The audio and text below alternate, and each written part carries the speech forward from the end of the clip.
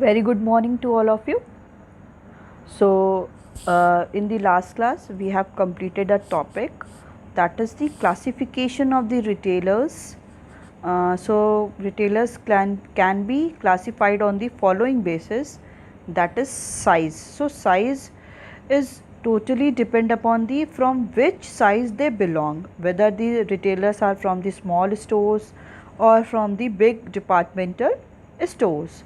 Next one is product mix, which means that the different retailers are go through the general stores or the different wide varieties or the range of the different products, or they are go through the same line of product. Okay, they can sell the only one kind of products. Okay, so it is also the related with the product mix. Next one is pricing. Pricing means that is retailers add their profit margin and fix the price of the product. Retailers क्या करते हैं, अपने profit margin को add करके ही price, जो भी product का price है उसको फिक्स करते हैं. ओके, तो जो भी शॉप्स क्या हैं वो आपके मिड सिटी में है, मेन सिटी में है, वहाँ पे वो जो भी डिफरेंट सेलर्स होते हैं, the price of the commodity is very high because they can also cover the cost of the showrooms from the price of the product. कि उनको क्या करना होता है, जो कॉस्ट होता है शोरूम्स के मेंटेनेंस का, उसका भी उनको क्या करना होता है, उसी प्राइस के ही थ्रू क्या करना है, मैनेज करना होता है, कवर करना होता है. इसलिए वहाँ के जो प्रोडक्ट्स होते हैं, जो एक मतलब डिपार्टमेंटल स्टोर या बहुत लॉन्ग स्टोर्स होते हैं, बिग स्टोर्स होते हैं, उनका क्या होता है, प्राइस क्या होता है, बहुत ज़्यादा होता है. और जो कुछ ऐसे स्टोर्स होते हैं जो बेसिकली रेसिडेंशियल्स एरिया में होते हैं, उनकी जो प्राइस होती है वो दे आर वेरी रीजनेबल और the nominal price of the commodity. Next what we have studied the service level. So retailers also provide the additional services like free home delivery, credit facilities, or the some stores go for the self service and no assistance is available. And some retailers stores are like that, they provide the services for the self service. means वहाँ पे क्या होता है कि जो भी customer है वो सेल्फ सर्विस करेगा. जैसे हम लोग मैकडी में जाते हैं, मैकडोनल्ड में, डोमिनोज़ में, वहाँ पे क्या होता है, सेल्फ सर्विस होती है. हम लोग खुद लेके आते हैं जो भी हमारा फूड आइटम्स होता है. भाई कोई हम लोग रेस्टोरेंट में जाते हैं तो जो वहाँ के वर्कर्स हैं वो हमारे लिए फूड आइटम्स लेकर आते हैं. तो कुछ ऐसे होते हैं रिटेलर शॉप्स की जहाँ पे सेल्फ सर्विस होती है, और कुछ ऐसे होते हैं कि वहाँ पे कोई भी असिस्टेंस अवेलेबल नहीं होती है. ठीक है, तो it also depend upon the service कि कैसी सर्विस रिटेलर्स प्रोवाइड करें. सर्विस फ्री होम डिलीवरी भी प्रोवाइड करते हैं, असिस्टेंस भी कैसे प्रोवाइड करते हैं कि वो लोग हम लोग को फूड आइटम्स प्रोवाइड करते हैं, क्रेडिट फैसिलिटी प्रोवाइड करते हैं. और on the other aspect when we go through, तो some stores go for the self service. वो कुछ ऐसे स्टोर्स हैं वो क्या करते हैं, सेल्फ सर्विस को ही ज़्यादा वो they believe, as well as they also can't provide the any assistance to the any customers. Okay, next one is form of ownership. So on the basis of the basis of the organization, that is they are from the sole proprietorship or from the cooperative, as well as they are joint stock company और दी cooperative. सो retailers also depend upon कि कोई retailers ऐसे होते हैं जो sole proprietor mean single owner होते हैं, कोई होते हैं कि पार्टनरशिप में काम करते हैं, मतलब 2 और 3 पार्टनर्स होते हैं. एज वेल एज कुछ ऐसे होते हैं जो कोऑपरेटिव, डिफरेंट कोऑपरेटिव से या जॉइंट स्टॉक कंपनी के थ्रू वो लोग ट्रांजैक्ट करते हैं. तो ये जो फॉर्म ऑफ ओनरशिप पे भी रिटेलर्स क्या होते हैं, डिवाइड होते हैं. ओके, सो ना next one is types of retail trade. As we already discussed all these things, but one time we are recapitulate all the things. So types of retail trade are of 2 types. Okay, they are of 2 types. Sorry, they are 2 types. That is itinerants or the fixed shop retailer. As we already discussed, in the itinerants, hawkers and peddlers, periodic market traders, street traders, and cheap jacks comes under the itinerants. And the next one is in the fixed shop retailers. In this, the small scale shops and the large scale shops are further divided.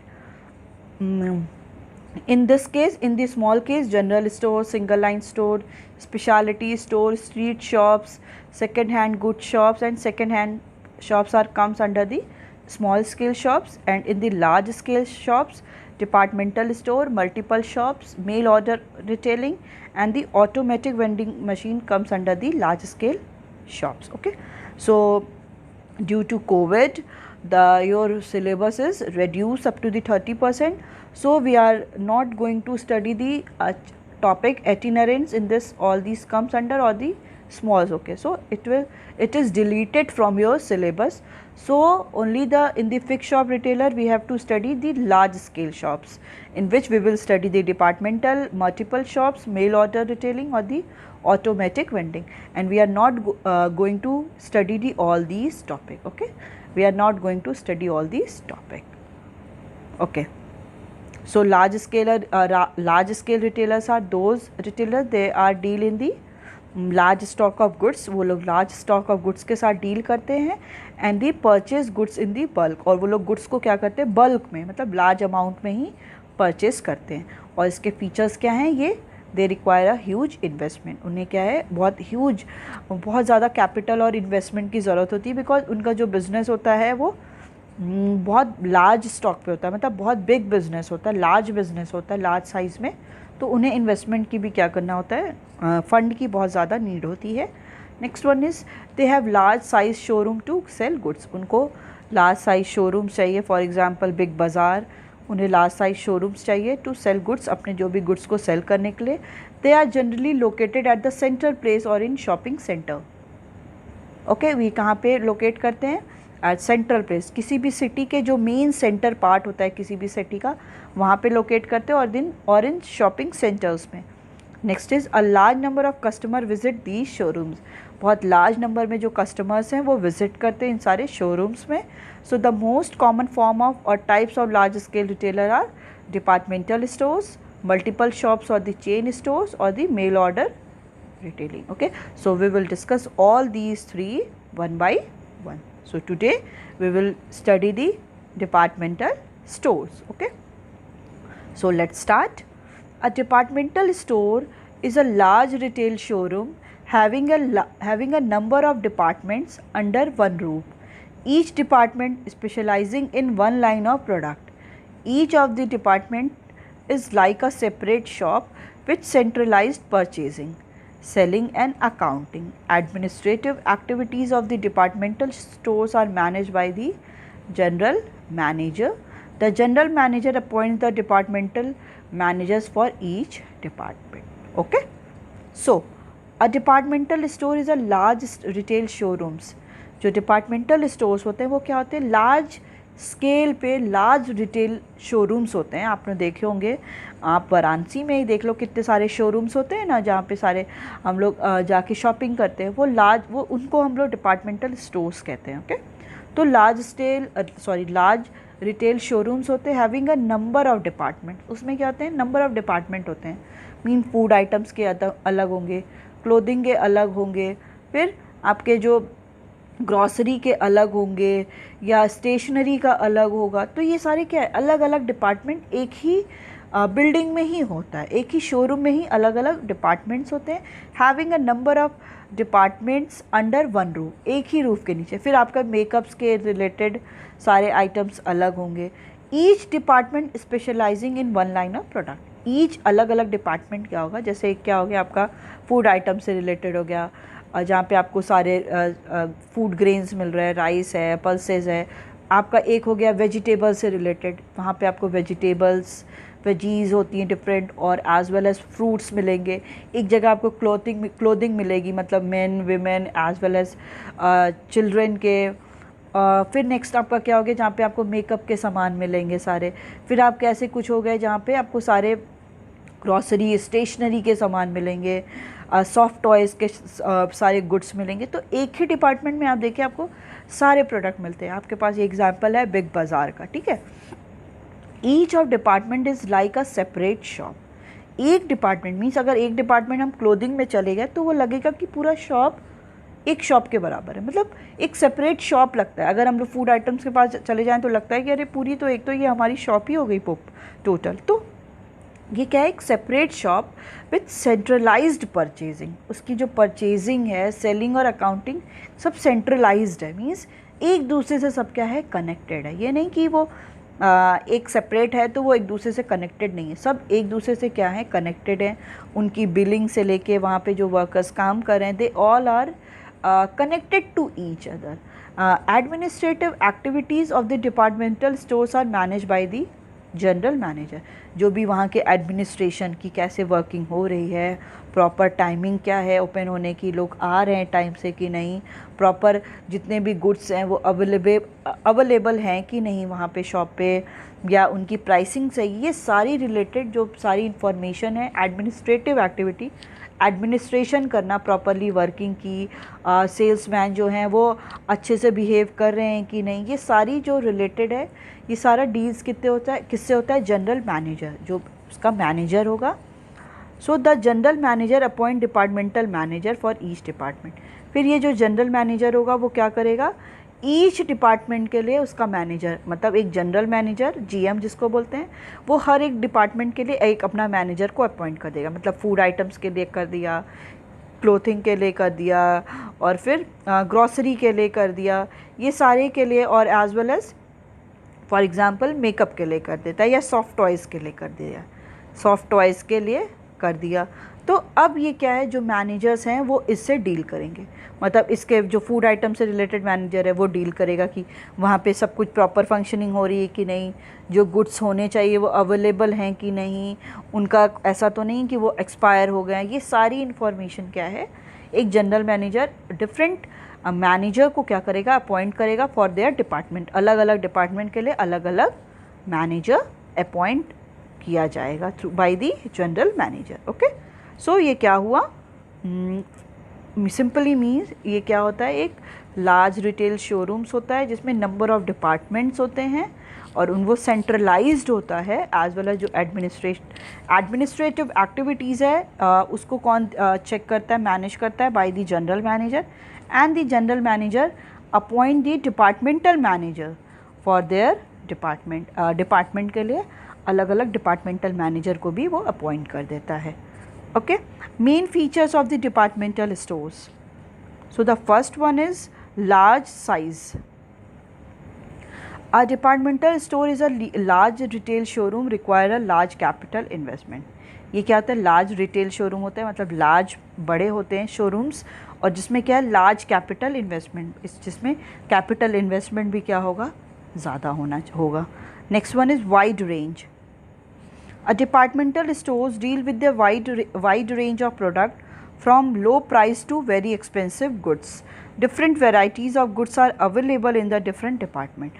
Departmental stores क्या होते हैं, deal किसके साथ करते हैं, wide range of product, different product के range अलग अलग। कोई प्रोडक्ट आपको देखे होंगे, कोई प्रोडक्ट अगर क्लोथिंग की बात करते हैं तो वो 200 का भी मिलता है या 400 का भी मिलता है, तो वो 20,000 और 50,000 तक के भी प्रोडक्ट मिलते हैं। ठीक है, from low price to very expensive. ठीक है, वो हर एक रेंज का प्रोडक्ट रखता है कि हर एक ग्रुप के लोग क्या कर सकते हैं, उस वहाँ पे डिपार्टमेंटल स्टोर पे आके परचेजिंग कर सकते हैं। And different varieties of goods are available in the different department. ठीक है, डिफरेंट जो वैराइटीज़ हैं गुड्स के, वो डिफरेंट डिपार्टमेंट में क्या होते हैं, they all are available. Okay, so the main feature of the departmental store is large size and the wide range. Next one is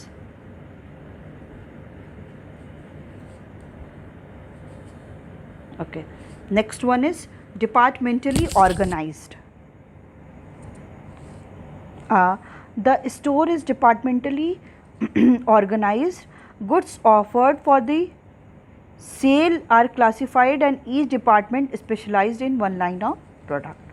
Okay, so departmentally organized means कि the store is departmentally organized means जो भी store होता है, large scale retail showrooms होते हैं या stores होते हैं, वो क्या होते हैं, वो डिपार्टमेंटली ऑर्गेनाइज होते हैं। मीन्स अलग अलग डिपार्टमेंट उसके बना दिए जाते हैं, उन्हीं के थ्रू उनको ऑर्गेनाइज किया जाता है। Goods offer for sale are classified and each department is specialized in one line of product. So जो goods हैं offer for sale are classified, जो भी सेल के लिए गुड्स हैं उनको क्या कर दिया जाता है, उनको क्लासीफाई कर दिया जाता है। ठीक है, and each department specialise in one line of product, और हर एक डिपार्टमेंट क्या है वो अपने प्रोडक्ट में स्पेशलाइज है। मींस जो क्लॉथिंग में है, जो आपके फूड आइटम्स में है, जो आपके मेकअप से है रिलेटेड है, जो स्टेशनरी के है, वो हर एक डिपार्टमेंट बना दिया जाएगा, और हर एक डिपार्टमेंट क्या है अपने अपने डिपार्टमेंट में वो स्पेशलाइज्ड है, अपने अपने प्रोडक्ट में वो क्या है स्पेशलाइज्ड है। Okay, next one is central purchases. Purchases of all the department are made centrally. The departmental manager give a list of the requirement to the general manager who makes purchase for the all the department. Okay, central purchases means कि अब ऐसा नहीं है कि जो अलग अलग departmental के मैनेजर हैं वो अलग अलग सामान को ऑर्डर करेंगे, नहीं, वो क्या करेंगे, अलग अलग डिपार्टमेंट के जो मैनेजर्स हैं they provide the list to the general manager. वो जो भी उनको प्रोडक्ट चाहिए उसकी वो लिस्ट क्या कर देंगे, जनरल मैनेजर को दे देंगे, एंड देन जनरल मैनेजर क्या करेगा, वो प्रोडक्ट को परचेज करेगा for all the department. Simple सा है एकदम कि central purchases means central authority. ऐसा नहीं है कि वो जो वो है वो सब में डिवाइडेड है, नहीं, इट इज़ सेंट्रलाइज्ड है, मीन्स एक ही से कंट्रोल्ड है वो, और उसमें क्या है कि purchase of all the department are made centrally, means एक साथ ही उसको एक मेन सेंटर से ही कनेक्टेड करके परचेज किया जाता है। तो so the department manager give the list of their requirement to the general manager.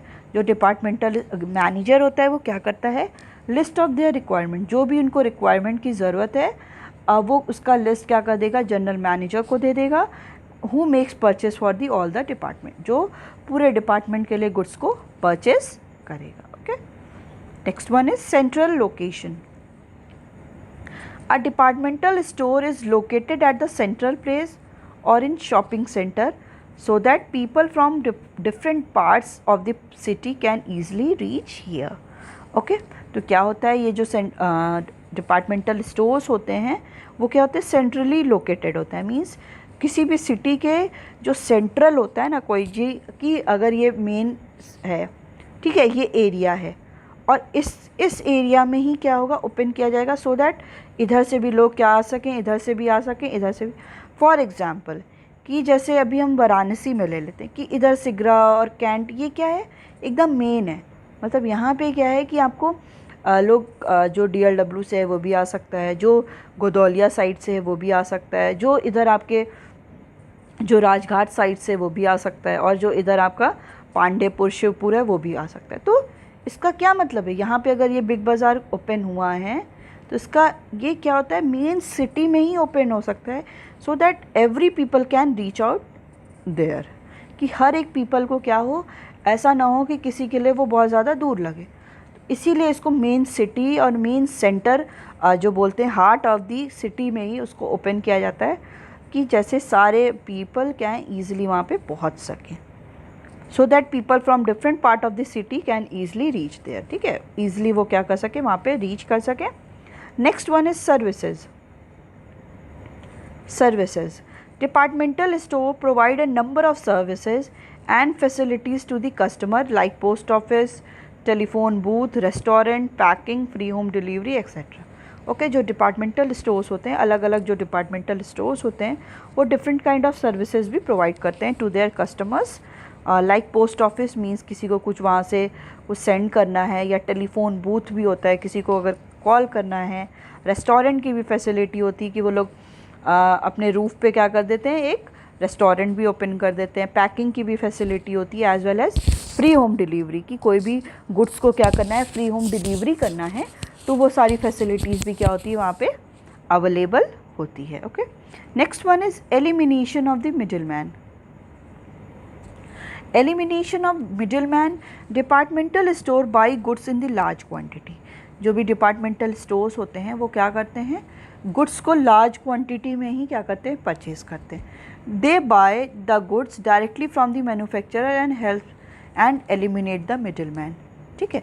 अब क्या हुआ, अब मैन्युफैक्चरर और रिटेलर के बीच में मिडिल मैन कौन होगा, आप बताओ। मैन्युफैक्चरर और रिटेलर के बीच में होगा wholesaler. Wholesaler middleman हो गया ना, तो यहाँ पे जो रिटेलर होते हैं वो क्या करते हैं, ये लोग लार्ज अमाउंट में गुड्स को परचेस करते हैं। ओके, तो ये क्या करते हैं, ये they buy the goods directly from the manufacturer. वो डायरेक्टली मैन्युफैक्चरर को ही कांटेक्ट करते हैं। वो लोग किसी भी मिडिल मैन को एंटर और नहीं करने देते हैं, क्योंकि उनको क्या करना है, रिटेलर को लार्ज अमाउंट में गुड्स को परचेस करना है। So they directly contact to the manufacturer and eliminate the middle man. Middle man को क्या कर देते हैं, एलिमिनेट कर देते हैं। क्यों कर देते हैं, क्योंकि जैसे अगर ये लोग क्या करेंगे, रिटेलर मैन्युफैक्चरर से गुड्स परचेस करेगा तो उस कमोडिटी की प्राइस ज़्यादा भी तो हो जाएगी, क्योंकि सब लोग अपना कुछ ना कुछ प्रॉफिट का परसेंट लेंगे, तो प्राइस क्या हो जाएगी, वो ज़्यादा हो जाएगी। इसलिए क्या करते हैं, रिटेलर को भी लार्ज ऐसे डिपार्टमेंटल स्टोर्स में बहुत ज़्यादा कमोडिटी को परचेस करना होता है। तो इस केस में क्या करते हैं वो लोग कि डायरेक्टली क्या करते हैं, departmental stores directly they can contact to the manufacturer. Manufacturer को कॉन्टैक्ट करेंगे और उन्हीं से गुड परचेस करेंगे और एलिमिनेट कर देंगे मिडिल मैन। जो भी मिडिल मैन है, जो भी होलसेलर है, उसको they can eliminate and they purchase that goods directly from the manufacturer. Okay, next one is advertising. Other departmental stores advertise on the large scale to attract customer from far and wide. Okay, so the departmental store advertise on the large scale. जो departmental stores होते हैं वो क्या करते हैं, advertise करते हैं large scale पे। मतलब बहुत लार्ज स्केल पे क्या करते हैं, मतलब उनका जो एडवर्टीज़मेंट होता है वो बहुत ज़्यादा लार्ज लेवल पे होता है। तो एडवर्टीज़मेंट किस में आ जाएगा, आपका सेलिंग कॉस्ट होता है। Sorry, advertisement come in selling cost. Okay, means जो भी cost which is anchored on the advertisement, sales, promotion, publicity, तो इनका जो कॉस्ट होता है, सेलिंग कॉस्ट बहुत ज़्यादा होता है, क्योंकि लार्ज स्केल पे इनका बिजनेस होता है। तो एडवर्टीज़मेंट भी वो क्या करेंगे, ज़्यादा ही करेंगे to attract the customer from far and wide. Basically उनके लिए जो बहुत ज़्यादा दूर रहते हों, जिनके पास ऐसी इन्फॉर्मेशन नहीं है कि डिपार्टमेंटल स्टोर्स हैं जहाँ पे हमको सारे गुड्स एक ही प्लेस में मिल जाएंगे, तो ऐसे लोग पे क्या करता है वो कि different attract customer from far and wide, they advertise on the large scale. बहुत ज़्यादा they believe in to advertise their departmental stores, वो बहुत ज़्यादा एडवर्टीजमेंट करते हैं। So conclusion it, in spite of some of these limitations, the departmental stores are very popular in western countries in India. In India, these type of stores are popular in big cities only, such as Mumbai, Delhi, Chennai and Kolkata. ठीक है, इसमें क्या होता है, ये सारे जो western countries हैं जितनी भी, उनमें ये बहुत ज़्यादा क्या है, पॉपुलर है। बट इंडिया में भी क्या है, जो बिग सिटीज़ होती हैं, मेट्रोपॉलिटन सिटीज़ होती हैं, उसमें ये ज़्यादा दिखते हैं, जैसे मुंबई, दिल्ली, चेन्नई और कोलकाता में। Okay, so next is multiple shops और द चेन स्टोर्स। यस, तो multiple shops refer to a number of identical retail shops located in the different parts of the city. These shops are owned and controlled by the single organization. These chain stores may be established by the manufacturer or trader. In USA, these shops are known as the chain store, but these are popular as multiple shops in Europe. Example, Bata stores, DCM stores, etc. Okay,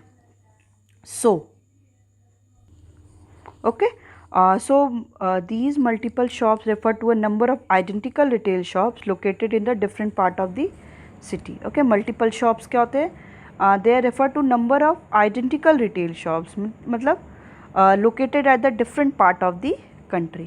mean जो identical same type के retail shops होते हैं, जो country के different part में show होते हैं located होते हैं, sorry. These shops are owned and control by the single organisation. वो क्या होता है, एक सिंगल ऑर्गेनाइजेशन के थ्रू ही क्या होता है, वो रन होता है। दीज चेन स्टोर्स में be establish by the manufacturer और द ट्रेडर्स। ये क्या होता है, किसके थ्रू ये रन कर सकते हैं, दीज चेन स्टोर में be establish by the manufacturer, कोई भी मैन्युफैक्चरर करता है और ट्रेडर करता है। In USA these shops are known as the chain store. In USA में इनको क्या बोलते हैं, नोन एज चेन स्टोर्स बोलते हैं, but these are popular multiple shops in Europe, और यूरोप में इनको मल्टीपल शॉप्स बोलते हैं. For example Bata store, DCM store etcetera. Okay, तो बेसिकली क्या होते हैं, ये आइडेंटिकल रिटेल शॉप्स